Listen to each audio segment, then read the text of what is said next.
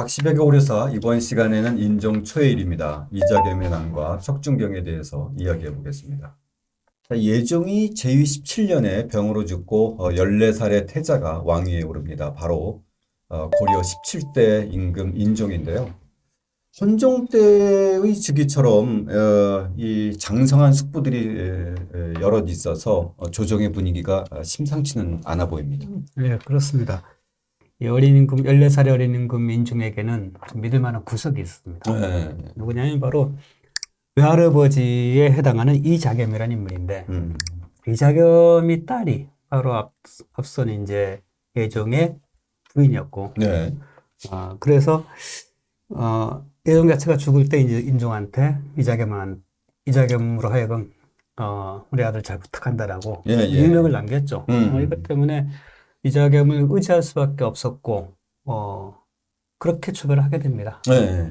그래서 아주 이 이자겸이 그런 그 배경 속에서 또 선왕의 당부도 있어서 바로 즉위하자마자 좀 있다가 상당히 독특한 자리에 위치에 오르게 됩니다. 중서령 겸 영문화상서 도성사라는 자리에 오르게 되는데 이 고려에서는 이제까지는 그 없었던 직책입니다. 어떻게 보면 이자겸만을 위한 자리라고 볼 수 있는데 고려 시대 최고 권력기관이 중서문화성하고 상서성인데 바로 결국 이자겸은 이 중서문화성의 최고 책임자, 또 상서성에서도 최고 책임자, 그리고 또 그러면서도 이런 최고의 관직을 부여하는 것과 더불어 이제 인종이 그 신하들에게 뭐 이자겸은 이 태후의 아버지이자 나의 그 외조부니까 다른 일반 관리들하고 동일하게 예우할 수 없다. 네, 좀 이 이자겸을 위한 특별 예우 방안을 한번 이야기를 해보라. 이러니까 뭐 이런 뭐 여러 가지 그 방안들이 제시가 돼요. 보통은 당연히 뭐 임금에게 글을 올릴 때 신이라는 표현을 쓰거든요. 신하 신자. 이 신하 신자라는 표현을 이분은 쓰지 않도록 하자. 이 부모인 경우 그렇게 하지 않았는데 이 실제 뭐 부모와 다름없는 사람이다. 이렇게 이제 표현을 했고 그 다음에 잔치 때에도 뜰 아래서 할애를 하지 않는다. 바로 이제 위에 올라와서 거의 뭐 왕하고 동급으로. 이 김부식이 딱 반대합니다. 가장 큰 이유는 부모는 아니지 않느냐. 외조부가 어떻게 부모냐. 이렇게 이야기하면서 당연히 신이라고 칭해야 되고 이건 당연히 군신 간의 예법이기 때문에 예절 뜰 아래에서 할애하는 그런 예절도 지켜야 된다. 논리적으로 맞거든요. 그러다 보니까 이 조치를 강행하지는 않았습니다. 네, 그러니까 바로 이자겸에서 받아서 김부식 덕분에 내가 불의함에 빠지지 않게 되겠다라고 하면서 나름 이제 속으로 그 받아들이긴 하지만 속으로는 좀 화가 났죠. 그랬겠죠. 근데 그 이후로도 김부식은 이런 식의 이제 신하들이 어떤 과례 이런 제안이 있을 때마다 단호하게 반대하는 모습을 보여줍니다. 자, 이때 바로 이자겸의 입지를 좀 다져주는 영모 사건이 하나 발생합니다.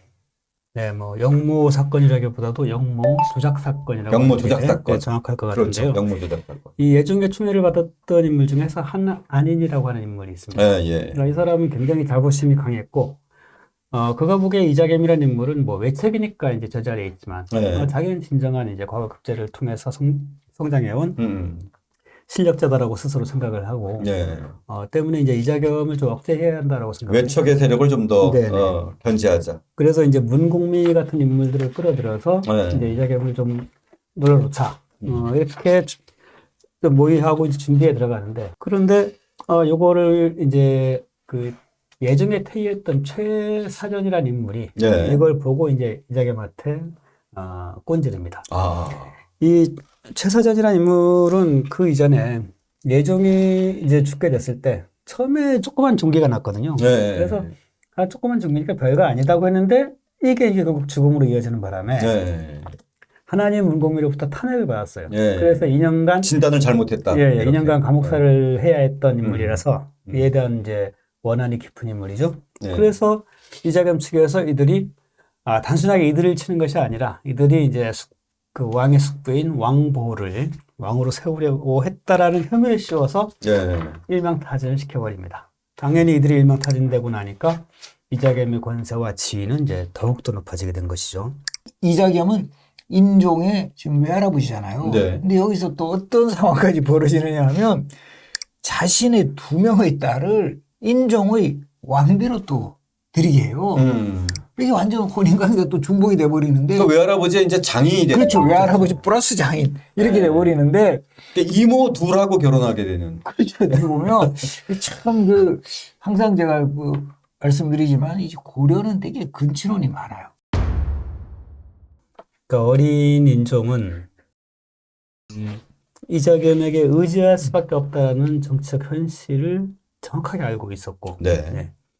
그렇다고 하더라도 이자겸이 이제 거의 왕권을 능가하는 그런 권력을 이제 차지하게 되고 행사하는 걸 보면서 굉장히 경계심을 가졌죠. 그렇죠. 이 고려사에서 전무후무한 일이었어요. 네. 네. 그래서 어린 인종의 하여튼 정치적 감각이나 그런 어떤 권력을 바라보는 시각 자체는 어린 나이치고는 굉장히 이제 바르게 서 있었다라고 보여져요. 예.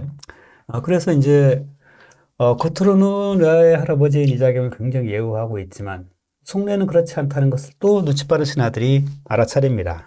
김찬, 안보린, 진호견 이런 인물들인데 이들이 이제 은근히 왕의 의중을 떠보니까 네. 왕 역시도 동의하는 이런 이제 그 시그널을 보내게 되죠. 이자겸을 제거하자. 네네.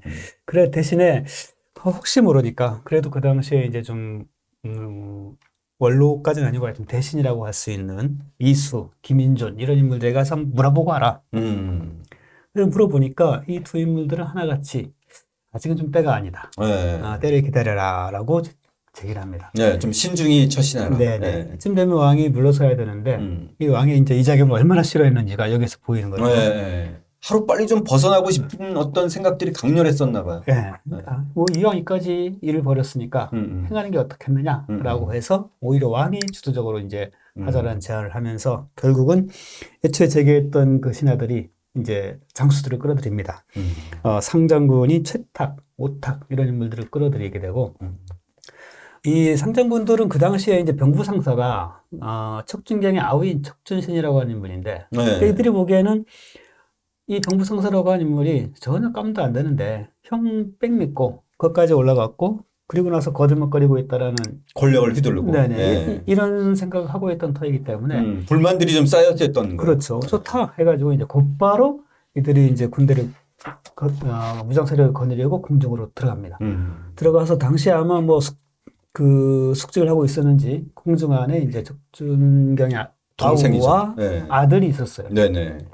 이들을 바로 죽여버리고 목을 그리고 패서. 네. 네네. 그다음에 이자겸의 측근들도 몇을 뺀 다음에 이 궁성 밖으로 이제 시신을 던져버립니다. 네. 그야말로 이제 친위쿠데타가 발생한 것이죠. 네. 네. 그러다가 보니 척준경이 궁궐로 가서 그 아우와 아들의 시체를 확인하고 완전히 이제 붕괴를 하는 거죠. 네. 그래서 이제 자신이 보유한 군사 소집하고 이 무기고를 열어 무장한 후에 궁궐을 포위를 하게 됩니다. 이때는 사실 뭐 척준경 휘하에 대부분 다 병권이 있었으니까 예. 상당히 막강한 군사력들이 이제 응징을 하기 위해서 모였던 것 같아요. 그리고 이때는 이제 이자겸하고 척준경이 이제 연합하는 상황이니까 이자겸의 아들이었던 아들이 승려였어요. 의장도 승군 300명을 이끌고 합류를 하게 됩니다. 이때 인종이 군사들이 운집에 있는 신봉문 앞까지 나가서 이제 단호하게 이거 뭐 궁궐에 별일 없다. 그냥 해산하라고. 인종의 입장에서는 명합니다. 상당히 큰 사건이잖아요. 예, 사건이죠. 다급한 사건이고 자기가 이거 나서지 않으면 해결할 수 없다. 이런 입장이었던 거예요. 그리고 자기가 주도한 사건. 그렇죠. 자기가 이제 오더를 내렸고. 그렇죠. 그러니까 이 군사들이 또 왕명이니까 왕명을 따르자 이때 또 척준경이 나서가지고 이것을 제재하고 이 상황을 저지를 시켜버리고 오히려 이제 행랑에 불을 막 지르는 궁궐에 불을 지르는 이런 그 상황이 막 일어나면서 이게 오히려 이제 치열한 이제 이 내전 비슷한 이런 상황까지 이어지죠. 그 왕의 친위 쿠데타를 주도했던 사람들은 수적으로 많지는 않았던 것 같아요. 네. 궁중을 장악하고 궁중에 있던 그 이자겸 측근들, 뭐 척준신의 이제 측근들 제거하긴 했지만 네. 자체인데 어떤 군대 규모 자체가 크지는 않았던 것 그렇죠. 같아요. 네. 그러니까 바로 척준경이 제대로 된 군대를 끌고 와서 포위해버리고 정예 부대를 딱 끌고 온 네, 거죠. 그리고 이제 그 왕의 말 듣지도 않고 오히려 궁궐에 불을 붙이고 이런 상황이 되니까 뭐 더 이상 감당할 수 없게 되는 거죠. 결국 이제 왕이 꿈꿔왔던 친위 쿠데타는 완전히 실패로 돌아갔고 왕은 이제 그야말로 이자겸의 처벌만을 기다려야 되는 상황이에요. 그래서 오히려 왕이 먼저 앞질러 가지고 선의를 한다라는 뜻을 밝힙니다. 네. 그것도 굉장히 웃긴 일이잖아요. 그러니까 이게 뭐 정말 고려의 개막 이후 이제 거의 뭐 유사일에 없었던 사건인데 왕이 자기의 신하한테 특히 네. 이제 그 장이자 그 외할아버지한테 왕위를 계승한 이거는 사실상 어떻게 상상할 수 없는 일이었을 것 같아요. 그러니까 어떻게 생각하면 굉장히 영리한 처신일 수도 있다는 생각이 들어요. 왜냐하면 오히려 왕위를 물러나겠다라고 해서 네. 다른 왕실에 간다고 한다면 그 상태로 이제 이게 상황이 정리가 되는 거잖아요. 네네. 그런데 왕이 신하인 외조부인 그것도 나이 많은 그 이자겸한테 선의한다고 하니까 이게 곧바로 통할 리는 당연히 없지 않습니까? 다른 신하들이 신하에게 왕위를 넘겨준다고 하는 건 말이 안 된다. 네. 이렇게 얘기를 하니까 이자겸이 뭐 어떻게 하겠습니까? 다들 뜻이 그러하니까 당연히 그건 뭐 불가능한 일이다라고 하면서 선의는 사양하지만 이때 이제 난을 주도했던 그러니까 이자겸 제거 공작을 주도했던 이들은 전부 제거되죠. 네. 그 측근이었던 뭐 내시 장수들은 물론이고 그 처음에 주도했던 최탁, 오탁 등등이 전부 죽임을 당하죠. 네. 이때 이 궁궐을 다 불태워버렸잖아요. 네. 그러니까 어떻게 보면 인종은 완전히 그냥 갈 데가 없는 거예요. 네. 졸지에. 그래서 이때 또 어디로 가느냐 하면 이자겸의 집으로 가요. 그 이자겸의 집으로 뭐 전세로 갔는지 월세로 갔는지 확신이 되지 않지만 어쨌든 이제 강금 생활 같은. 실질적으로 강금이죠. 그렇죠. 강금. 이자겸이 이제 너 이제 뭐 일거수일투족을 내가 이제 뭐 다 감시하겠다 뭐 이런 거죠. 내 집 안에서 예. 인질이자 감금 상태. 어쨌든 이 인종의 1차 이자겸 제거 작전은 실패로 돌아가고 오히려 더 화근을 일으켜서 이제 모든 권력이 이자겸 손에 들어가고 이자겸 집에서 거의 감금 생활을 하다시피 하는데 이때 인종에게 이 의외의 인물이 반전의 씨앗을 들고서 찾아옵니다. 네. 요 인물이 참 흥미로운 인물이에요. 네. 앞에 제가 잠깐 소개했던 최사전이라고 하는 인물인데요. 네. 예종 때의 태이였고 이 바로 이제 척준경을 끌어들이자는 거. 그러니까 이자겸의 그 어떤 권력이라는 것도 결국 척준경이 있기 때문에 나오는 거다. 그렇죠. 예. 그런데 이제 이자겸과 척준경은 또 사돈지간인 인척으로도 엮여 있고 이 상당히 이제 두 사람의 그 상당한 신뢰 관계가 있으니까 이게 쉽지가 않아요. 그래서 이제 최사전은 이제 척준경을 만나죠. 네. 그리고 이제 핵심은 자꾸 이자겸이 시키는 대로 당신이 꿀리는 게 뭐가 있다고 자꾸 저 사람 하자는 대로 하냐. 다른 사람이 아니라 이제 인종이니까. 예. 그러면서 자신이 이제 인종하고 만나서 접촉하면서 보내준 인종의 교서를 딱 보내주는 거예요. 왕도 당신을 이렇게 신뢰를 하고 이제 뭐 확실하게 뭐 병권 모든 군사권 당신이 갖도록 하겠다. 그러니까 단순한 척준경이 그러네 이자겸한테 내가 줄 서는 것보다 그 인종에게 줄 서는 게 낫겠네 이렇게 생각할 수 있다. 그런 식으로 이제 척준경을 절반 이상은 넘어오게 되는 넘어오게 하는 그런 또 메신저 역할을 했죠. 핵심은 이자겸이 이 사실을 몰랐다는.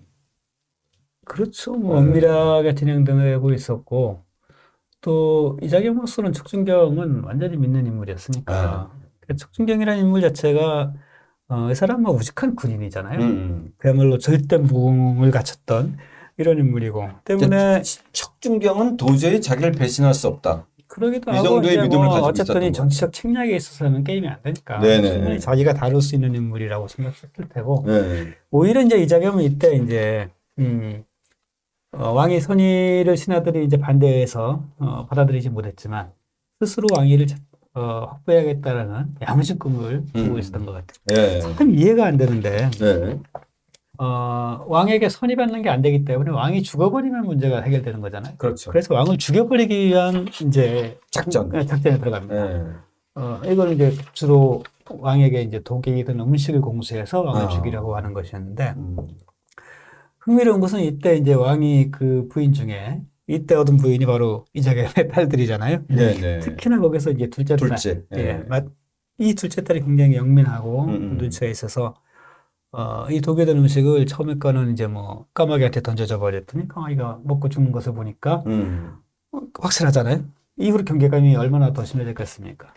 나중에 다시 보내니까 이번에는 실수인 척하면서 이제 엎질러 버리고 이렇게 하면서 수차례 왕을 구하는 모습을 보입니다. 네. 거기다 또 이때 척준경하고 이자겸하고 이제 사이가 틀어지는 일이 발생하는데 네. 사소하게 이자겸 측 종하고 척준경 측 종이 말싸움을 벌이는데 이자겸 측 종이 야, 니네 주인은 일전에 궁궐도 다 불질러 버리고 한 역적 아니냐 이런 식의 얘기를 한 거예요. 그러니까 척준경이 이 얘기를 들으니까 이거는 그 한 종놈의 문제가 아니라 이자겸 측의 시각이다라고 생각해서 그렇게 자기를 생각하고 있구나. 이자겸한테 와서 막 따지게 되면서 이제 사이가 벌어지게 됩니다. 오히려 이런 일 왕왕 발생하잖아요. 그렇죠. 원래 사소한 일이 커지게 되는 거니까. 이런 상황까지 되니까 이제 이걸 예의주시하고 있었던 임금 측에서, 왕 측에서는 그 최사전일 수도 있고, 이때가 됐다라고 생각하고. 병권도 이미 이제 장악하고 있었고. 네네. 그러면서 이제 그 척준경한테 글을 보내는데, 이자겸이 군사가 오늘 북쪽으로 들어올 것 같다. 잘 행동해라. 이것이 뭐 실제 그럴 것이었는지 아닌지는 확인할 길은 없습니다. 그렇죠. 약간의 그 분위기는 있어요. 뒤에 기사들을 보면. 하지만 어쨌든 이 전가를 받아들고 곧바로 이제 척준경은 자신의 이제 측근 무장들을 이제 거느리고 궁으로 가죠. 그때 이 척준경이 이제 인종을 직접 모시고 나오게 돼요. 그때 이제 막 이쪽에서 반대쪽에서 쏜 화살이 날라오게 되고 이러니까 이제 척준경이 앞에 나서서 역신이 아니면 경고망동하지 말라 이렇게 크게 호통을 쳤고 이때 인종이 이제 이자겸을 불러요.